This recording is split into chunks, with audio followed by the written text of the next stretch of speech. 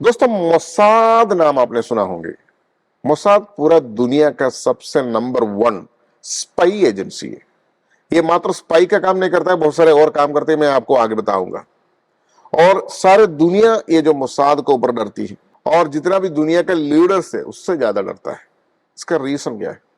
Mossad एक actually एक spy agency है इसराइल का। आप सोचिए, इसराइल का टोटल जनता जो होती है, ये सिर्फ और सिर्फ 90 लाख, 1 करोड़ भी नहीं है, 90 लाख, 90 लाख जनता है। और आपने कंपेयर करो इंडिया से, 140 करोड़ जनता है इंडिया में, उससे कितना गुना कम होती है। और ये जो इसराइल जनता का ये जो स्पाई एजेंसी क्यों इतना टॉप लेवल पे आया हुआ है, और ये जो 90 लाख यानी 90 लाख जनता से 7,000 लोग एक काम करती है, जो स्पाई एजेंसी का काम करती है, वो स्पाई एजेंसी का नाम है मोसाद। आप सोचिए।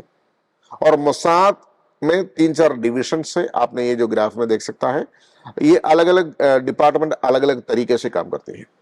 उसमें से एक ग्रुप ऐसा है टेलीफोन का जो डेटा चोरी करती है। तो फॉर एग्जाम्पल, उसका आपने एक नाम सुने होंगे, पेगासस। पेगासस एक ऐसा वायरस है, वॉइस डिटेक्शन में सबसे नंबर वन तरीके से काम करती है।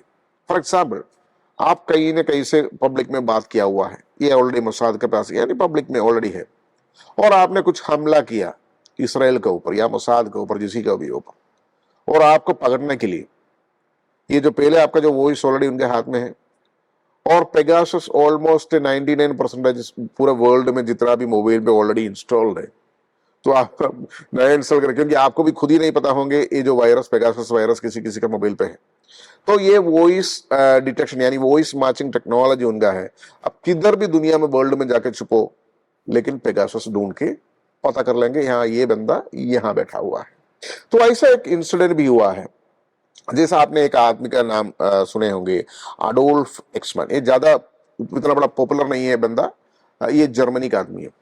ये लास्ट टाइम जब वर्ल्ड वॉर हुआ था, उसी समय में ये अडोल्फ एक्समैन लाखों लाखों यानी जूइश को, यानी इसराइली सिटीजन को मतलब खत्म किया था, मर्डर किया था, मतलब अटैक में, हमला में अटैक किया था। तो बहुत लाखों लाखों जूइश मर गया। तो इसराइल का एक बहुत बड़ा यानी टारगेट था अडोल्फ एक्समैन को पकड़ना। तो इसराइल ने सोचा, मतलब इसराइल का मिलिट्री सोचा, पहले वो ढूंढ नहीं पाए उसको। तो ये काम सीधी सीधा मोसाद को हैंड ओवर किया। मोसाद इस्तेमाल किया हुआ है पेगासस, पेगासस वायरस का इस्तेमाल किया। तो finally with in few days के अंदर अंदर मोसाद ये जो अडोल्फ एक्समैन को ढूंढ के उसका लोकेशन पता कर लिया। उसका लोकेशन था अर्जेंटीना। अर्जेंटीना में एक छोटी सी विलेज में छुप के बैठे थे वो, और कोई नाम पे उन्होंने वो विलेज में रहते थे। और मोसाद का जो बाकी एजेंसी से, यानी मोसाद का मैंने आपको पहले बताया 4-5 डिफरेंट डिफरेंट ग्रुप्स हैं, वो एक साथ मिलकर के मोसाद नाम जो जानती है। तो बाकी जो लोग हैं अर्जेंटीना में जाकर के ये जो अडोल्फ एक्समैन को पकड़ा, उनका जो मतलब अडोल्फ एक्समैन को पकड़ के वो दूसरा एक लोकेशन पे लेके गया उनको, अर्जेंटीना में ही, और उनको इंजेक्शन दिया, केमिकल इंजेक्शन दिया गया हुआ है। और उसके बाद इन्होंने अनकॉन्शियस हुआ ये जो अडोल्फ एक्समैन, और उनके कुछ अलग से यूनिफॉर्म पहना हुआ है, पहना था, मतलब इलो पहनवा दिया। और उसके बाद अर्जेंटीना का ये फ्लाइट में उठा के लेके आया उसको। आप सोचिए कितना डेंजर काम किया उन्होंने। और पूरा एयरपोर्ट अथॉरिटी को भी ये मतलब मतलब क्वेश्चन मार्क लगा करके उन्होंने लेके आया हुआ है। आप सोचो कितना बड़ा काम किया। और उसके बाद ये अडोल्फ एक्समैन को लेके आया इसराइल पे, और उधर कोर्ट में इनको यानी हियरिंग हुआ था। और यहाँ में भी 3-4 मंथ्स, आई थिंक 3-4 मंथ्स के अंदर अंदर उसको हैंग ऑफ किया हुआ है। तो आप सोचिए ये जो मोसाद कितना स्ट्रॉन्ग काम करती है। और एक इंसिडेंट हुआ था, जो रोन आरंत बोल करके एक नेवी पायलट था इसराइल का। इन्होंने लेबनान को ऊपर से फ्लाई कर रहा था 1986 में। लेबनान का जो सेना है, मिलिट्री सेना, ये जो फ्लाइट को शूट करके फ्लाइट को नीचे गिरा दिया। लेकिन ड्रोन इमीडिएटली उनका जो पैराशूट जो है वो इजेक्ट कर दिया और आराम से नीचे यानी लेबनान का धरती पे उतर गया। लेकिन लेबनान का जो सेना है ये जो ड्रोन को अरेस्ट किया, बाद में ईरान को हैंड ओवर किया।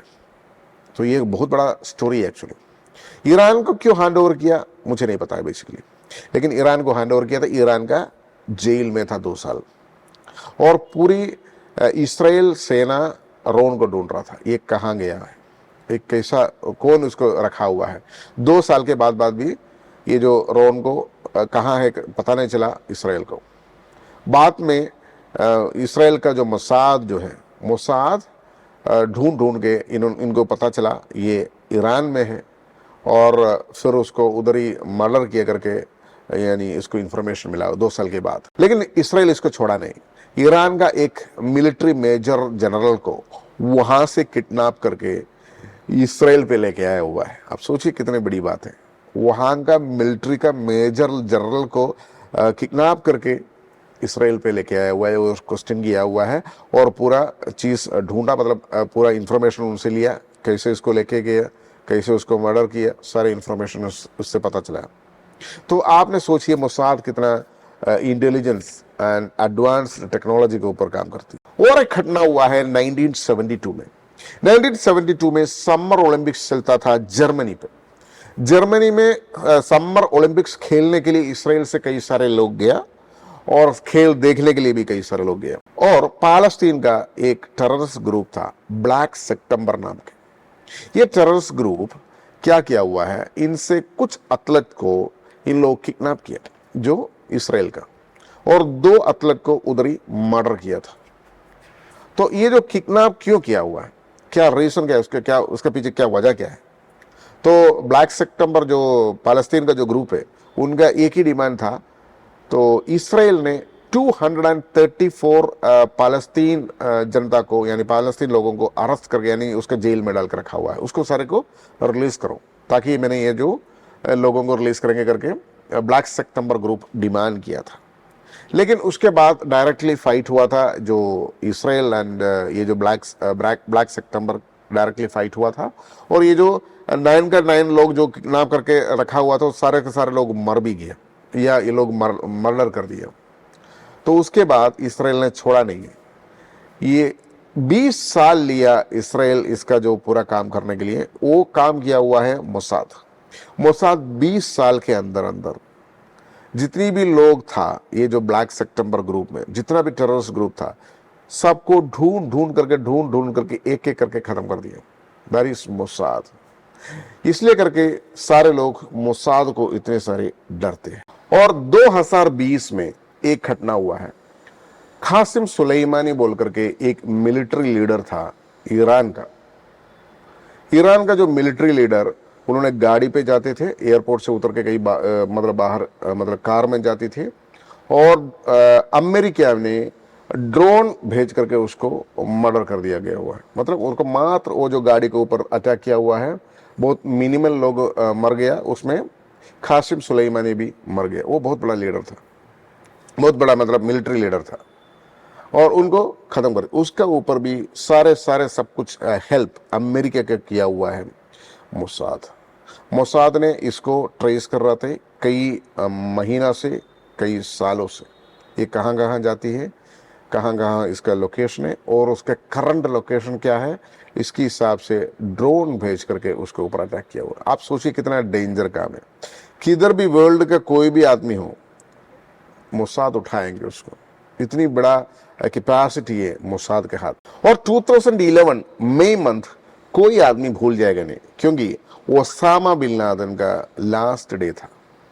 तो ओसामा बिन लादेन कहाँ बैठा हुआ है, उनका लोकेशन क्या है, एक्सैक्ट लोकेशन क्या है, तो ये एक्सैक्टली पता करने के लिए दुनिया में एक ही एजेंसी था, spy agency, that is Mossad. America के लिए सारे के सारे हेल्प मोसाद ने किया था और ये जो ओसामा बिन लादेन को फाइंड आउट करके उनका जो फाइनल डे फिक्स किया हुआ है अमेरिका में इतने सारे काम किया हुआ है मोसाद, इसलिए करके मोसाद को इतने सारे लोग डरती है, सारे दुनिया डरती है। और आपने और एक चीज जानना बहुत जरूरी है, ये जो मोसाद को इसराइल में कोई स्पेशल कानून नहीं, मात्र उधर को प्रधानमंत्री को मात्र रिपोर्ट करता है, प्रधानमंत्री जो बोलता है वो करता है। तो ऐसा कोई कानून नहीं रखा आज तक मोसाद को ये ऐसे ऐसा काम करना है। तो आप ये मोसाद को लोग ऐसा रखा हुआ है जो देश के लिए पूरा मतलब सिक्योरिटी बनाओ। आप सोचिए ये कंट्री को, जैसे इसराइल कंट्री को जो उनका जो इंडिपेंडेंस हुआ था, उसके सेकंड डे सारे अरब देश मिलकर के उसके ऊपर हमला किया, फिर भी इसराइल को हराना मुश्किल था, नामुमकिन था। इसराइल वापस सारे लोगों को हरा दिया। तो ये एक हिस्ट्री है दोस्तों, दैट इज मोसाद। तो आपको बहुत सारे नॉलेज मिला होंगे। आप ये जो चैनल को एक बार सब्सक्राइब कीजिए, बेल बटन दबा दीजिए, ताकि आपको इस तरीके से नॉलेजफुल वीडियोस आपका सामने डेली का डेली आ जाएंगे। Thank you so much for watching, bye bye.